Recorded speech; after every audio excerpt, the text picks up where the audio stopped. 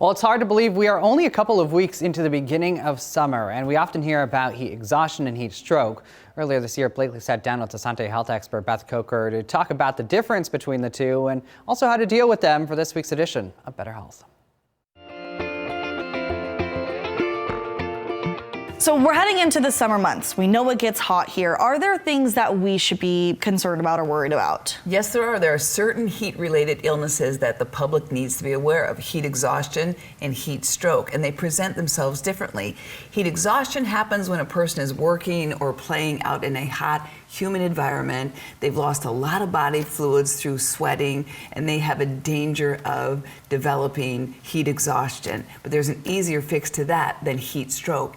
Heat stroke is a very medically concerning situation where the body's natural cooling system, controlled by the brain, shuts down, and body temperatures raise up to about 105 degrees or higher, can cause brain damage. So that's pretty important there. What are the symptoms for both of those? How do you know? For heat exhaustion, what you're going to see is profuse sweating, some fatigue, maybe a headache, some dizziness, maybe a little bit of confusion or anxiety, but you just get that person into the shade and administer fluids right away, help reduce that body temperature and replenish those fluids.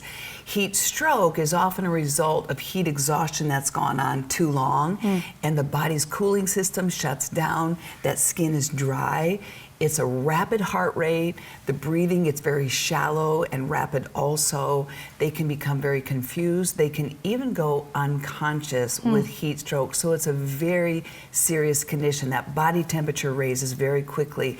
Get that person into the shade, call 911 immediately, get cool cloths on the body extremities to bring that core temperature down to the body, and just be wise about getting fluids back into somebody. Got it, right. So are there higher risk people than others? There are. Both of these heat-related illnesses are serious, but when they're affected in children and our older populations, they become very serious because these are compromised immune systems.